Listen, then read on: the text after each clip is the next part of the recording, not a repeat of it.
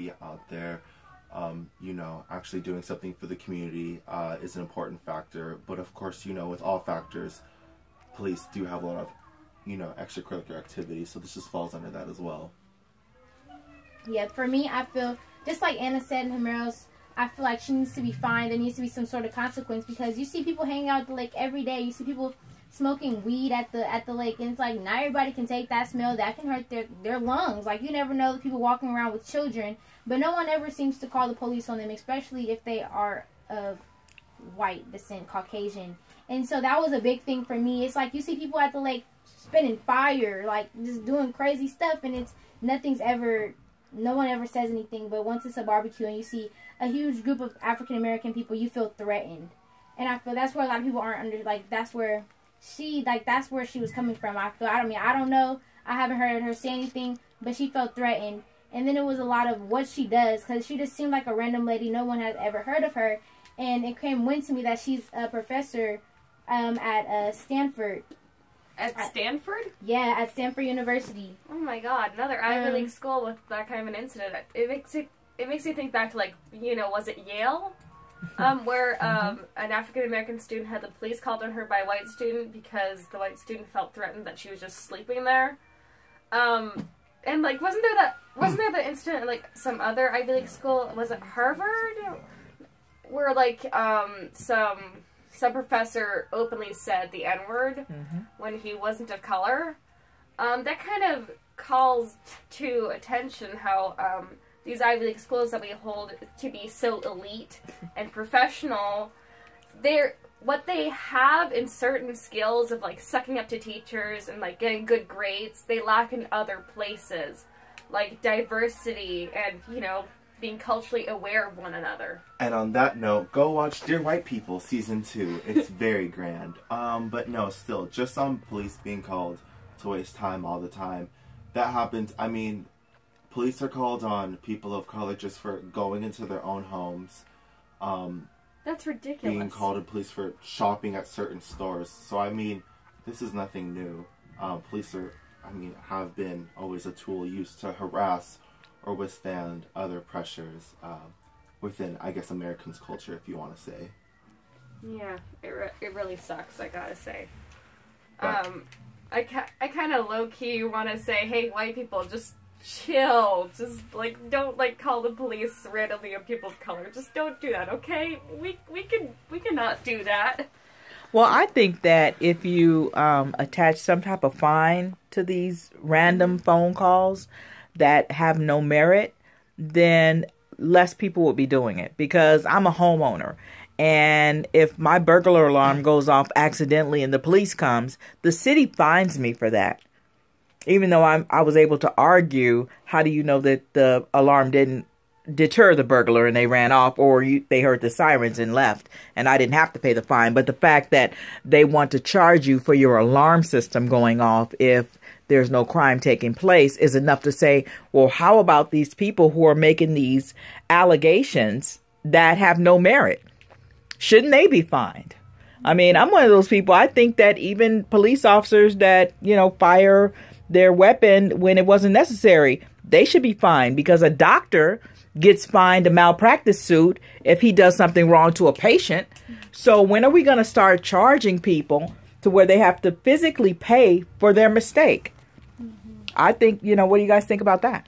I gotta say that makes sense, because there's one incident that struck very personally to me. Basically, the police were called on this fan that was trying to help someone else who had autism and had run away from an assisted care facility. And so the man from the assisted care facility, of course, had to follow him out, and someone called the police on him. And that man, who was just there to help the autistic guy who couldn't understand verbal commands and was already shutting down and not able to, you know, listen to any instructions that the police were giving, so the assisted care guy was literally laid down on the ground with hands up and explaining that this man here that I'm trying to help has autism, and I swear I'm not, you know, trying to do anything fishy. That employee ended up getting shot. Wow. And he was just trying to help this person with, you know, a disorder that I have as well. Like, that, you know, just the amount of suck in that situation. Yeah. Was he African American? Yeah. Yeah, the guy who was trying to assist the person with autism. Had, I remember that incident. Yeah, it was. Now. Yeah. What does that tell you? I want to know each individual's thought. I think police are threatened by African Americans, or like just people that they seem look frightening, which is actually like very sickening, because you're supposed to be able to protect your city, especially in cases like Philando Castile. Like, he was like, he scared me, like I didn't know what he was gonna do. Like, what do you mean? Like, he's the victim. Like, you have the authority in the situation, which is, that's why you're the one with the gun. Exactly, you're the one with the gun, and especially if someone's communicating with you, just like Anna said, he's communicating. He's letting you know, like, I'm helping him, or Philando, I'm taking out my wallet, I'm taking out my license so you can see who I am, identify me, or any of those cases when it's just we don't get an explanation, or I can't breathe. It's just no matter what you say, they're still going to act scared. They're not going to know what to do. And in examples of not knowing what to do, Oscar Grant, I was trying to pull my taser. Now, you should know the side that your taser and your gun is on. You should know the difference. And the weight. Like, you're trained. Like, those are not the same. Trigger and the trigger and what it looks like. It's unbelievable. It just seems like lies, because you have eyes. You're not blind. You can see when you pull it out what a gun looks like. When you pull it out what a taser looks like, they look completely different for a reason. For that specific reason. And so I feel that's all it is. It's just, it's frightening, because they see that we do have these activism groups and people that are going to fight back, and they feel very much threatened, even though they're one of the biggest, like, is this thing, like, they try to break down gangs, but they're the biggest gang out there. Yeah. Well, just keeping it in the vein of, we're talking about autism and the evil that men do. I recently saw on the news that there was a bus driver who had a little girl with autism on her bus, older lady, and I don't know what the little girl was doing, but the woman wouldn't let her off the bus. Did anybody see that on the news? I just throw that out there. I really should check that up, because I want to be know what's happening to my community as, you know, someone who's not neurotypical. The woman wouldn't let her off the bus. The school teacher that comes to meet her at the bus stop came. The bus driver came down and said something. I guess the audio wasn't available. Said something to the school teacher, and the school teacher just walked off.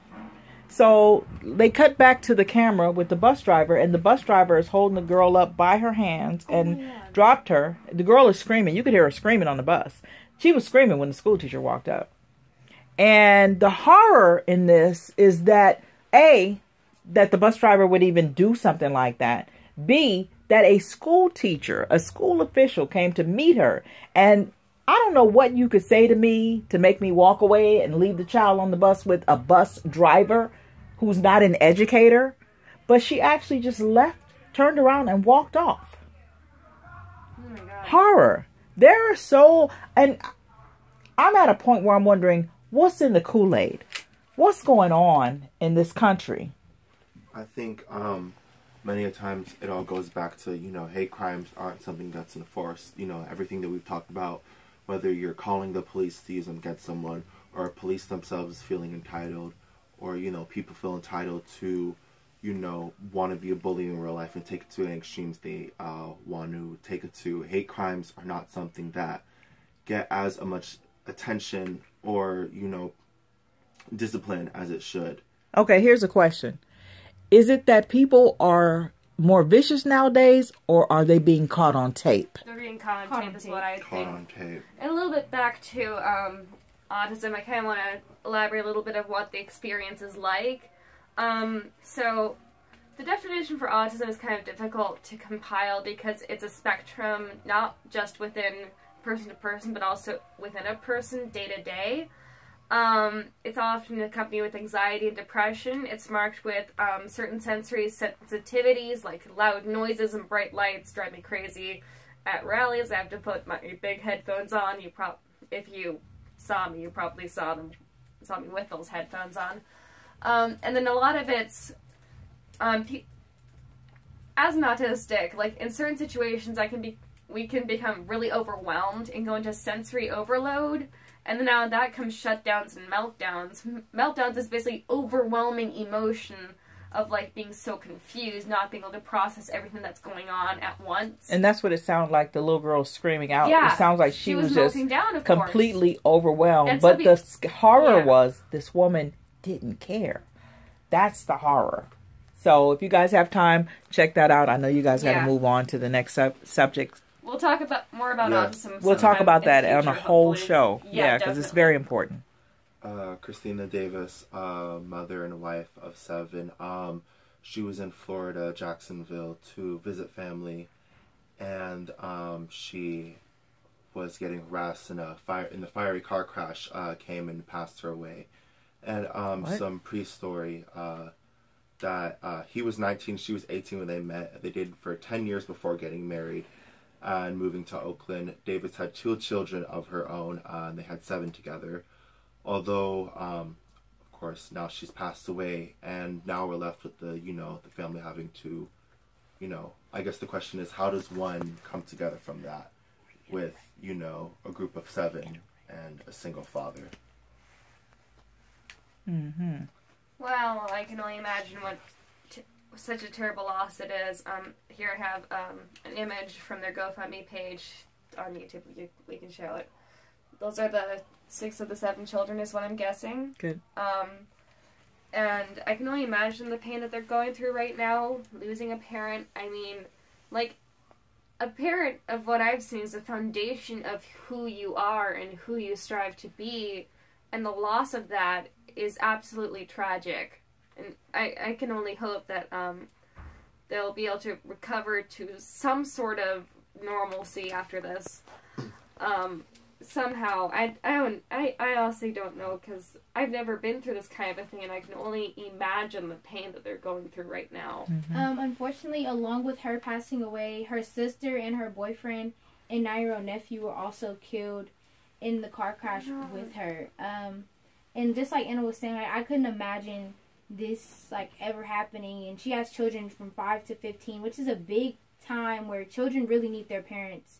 And the father of her children and her husband are now left with this mourning, having to deal with this. It's really a lot. I could barely imagine. And just like Anna said, they do have a GoFundMe raising money for her family. And we see this a lot. We see a lot of car crashes. Now, I don't know the background of the car that has crashed into them, but we do see a lot of car crashes in bad cases, similar to the one that just happened. What was it? It was in Fremont, and it was a car crash. It was early morning, and the cars had crashed, and a child died, That's an horrendous. adult. It was just really heartbreaking. And then my grandma recently told me about another case where the kids, they were all sitting in the back seat, and they flung out the car because none of them had seatbelts on.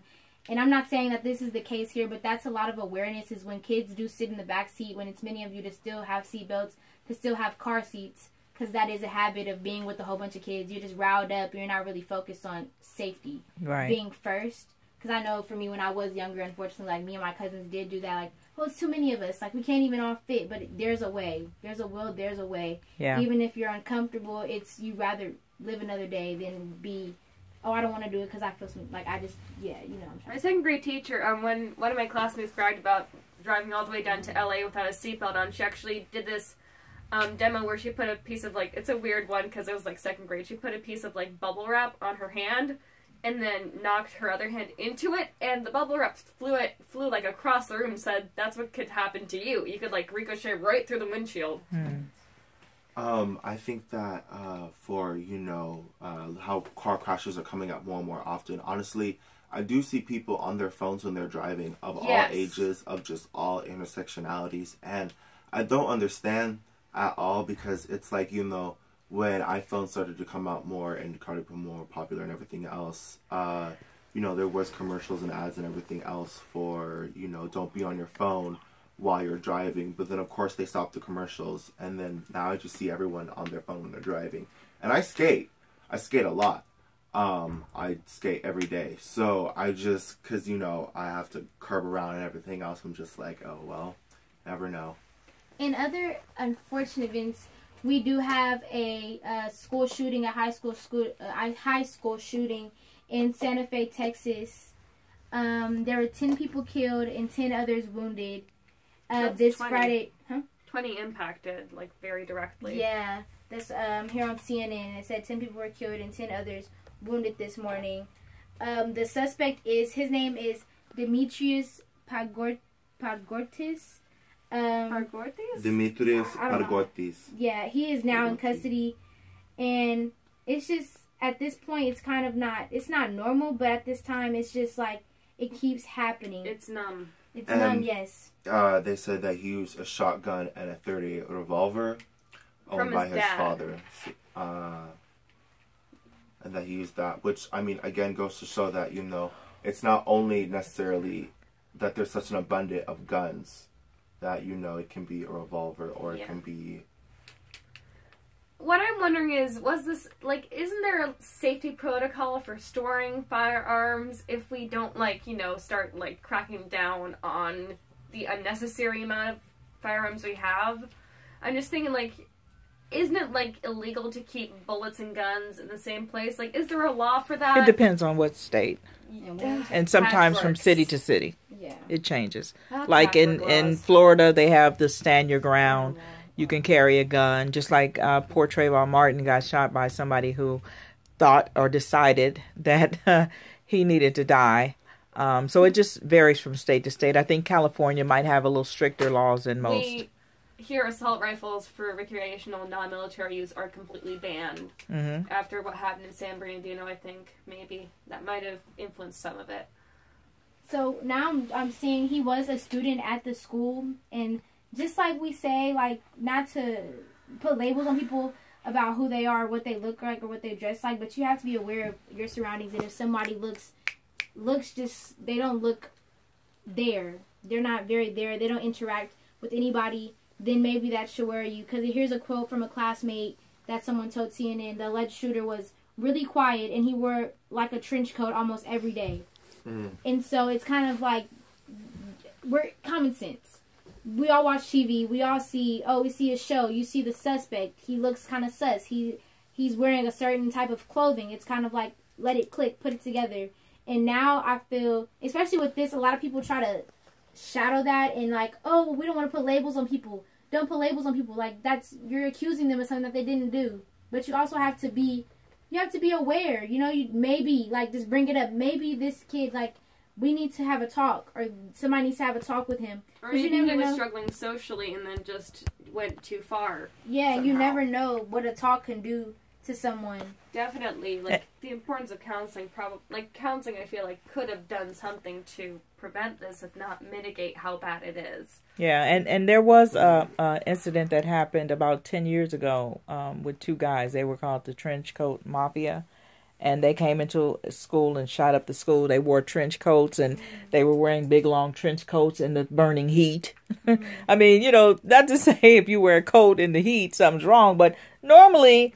And too, for students, I think lots of times you guys hear each other where us teachers, we are not privy to what happens in the bathrooms and places like that. When you hear certain things, take it seriously.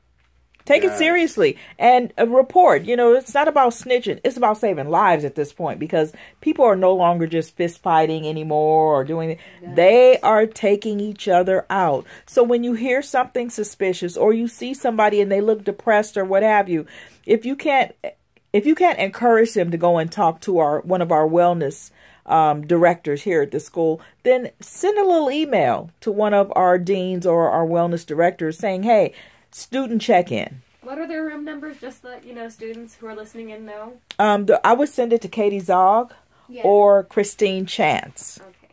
Those are our contacts. Just send a little email saying, hey, I think this student might need a check-in. They were really down. Because lots of times you really don't know what somebody's going through.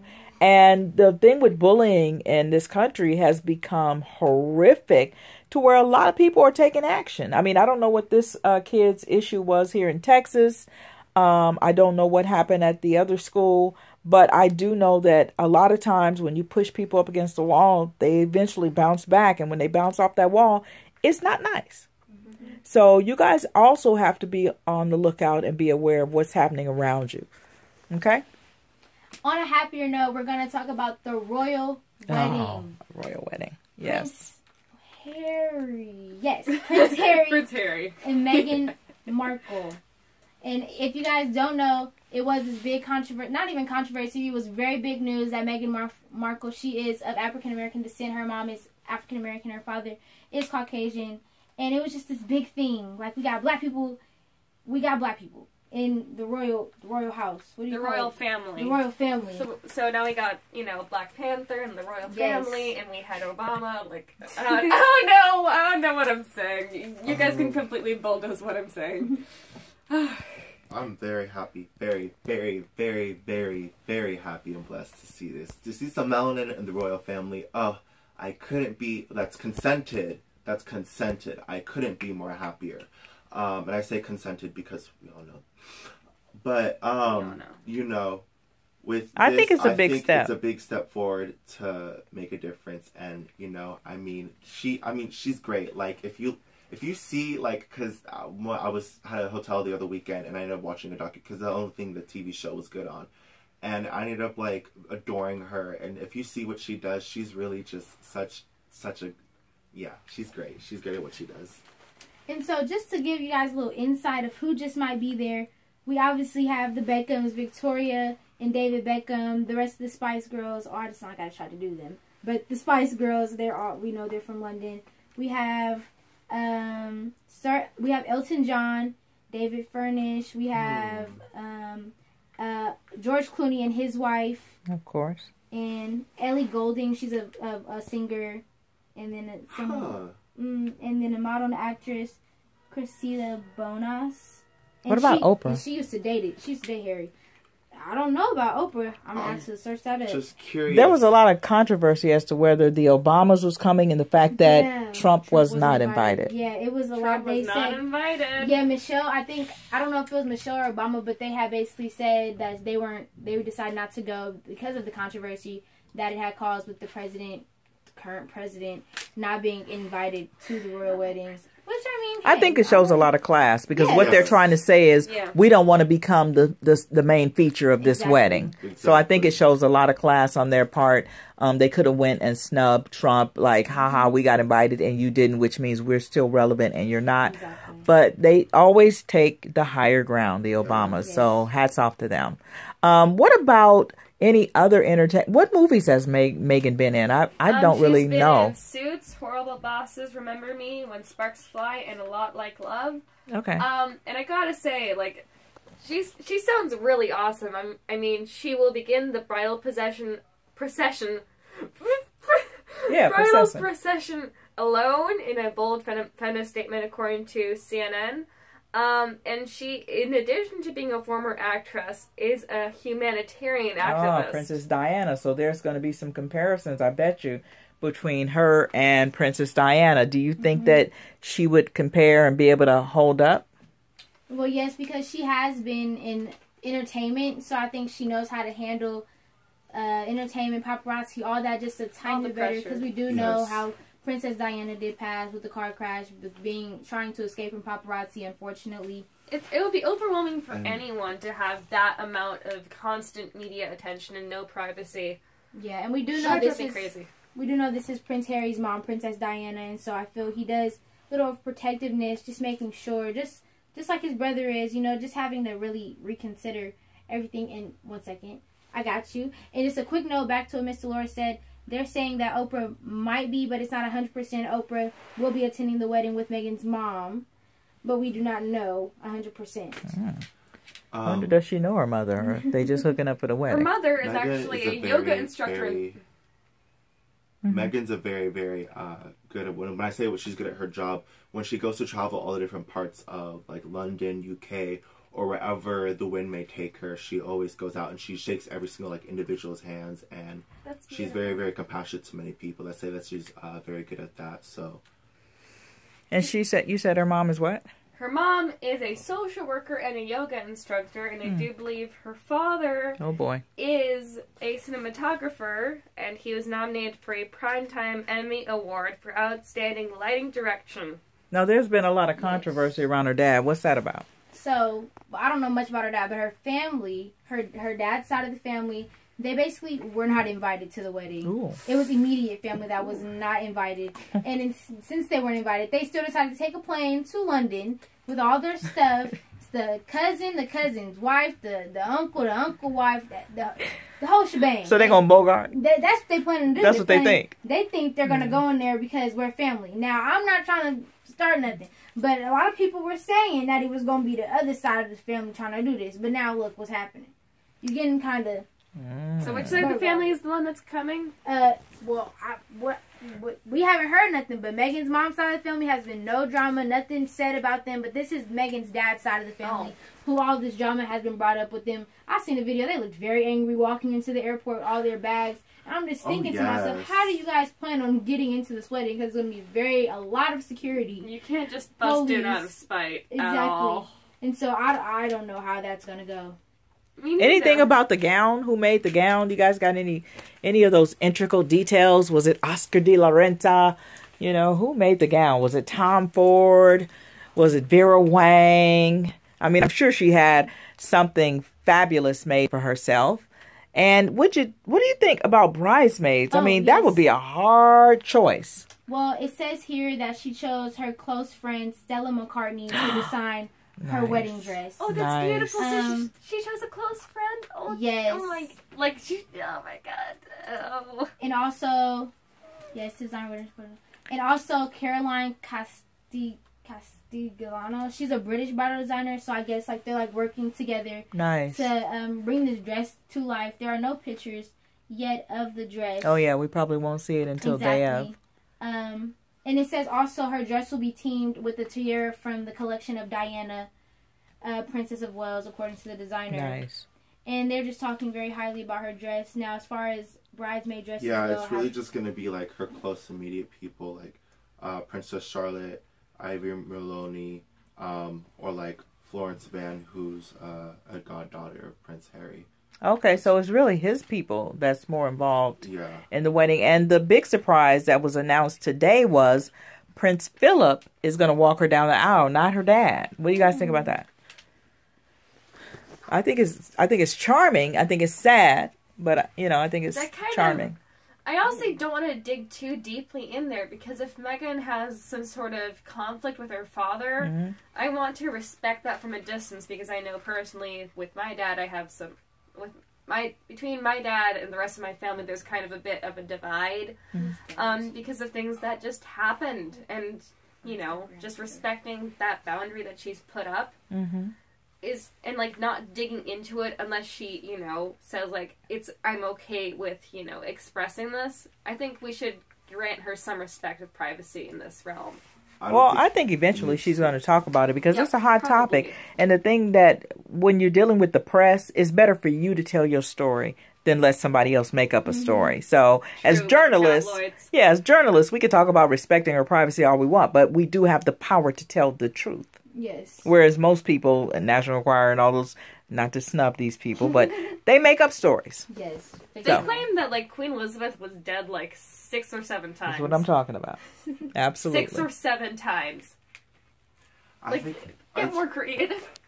I'm just wondering though, it's kind of interesting to me how all these Americans who are coming are celebrities, and I'm just, so when did, celebrities get the rite of passage to come to royal events? That's what, I thought like in the eyes of, the royal family, you assume, they would be garbage or trash, But, well, I think that's the old monarchy. I mean, if you look at even Grace Kelly was the first actress to become a royal. And that was what, in the 40s? Maybe early 50s? Grace Kelly. She was the first one to become a monarch, and she was an actress. Of course, she walked away from acting to do this, but I think, the celebrity status has been risen just a little bit higher than it used to be, to where it's okay now. And then only certain celebrities.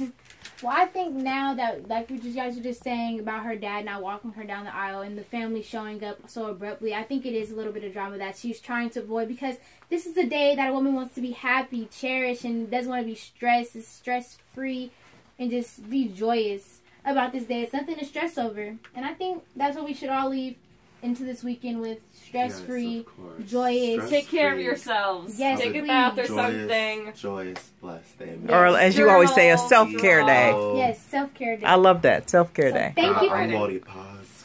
Thank you for listening to Information Friday. I'm your host, Mia Haskins, along with my co-host, Hemeros Moon. And Anna Ellis. and you're listening to KOSARadio.org, where minds, words, music, and rhymes meet. Thank you.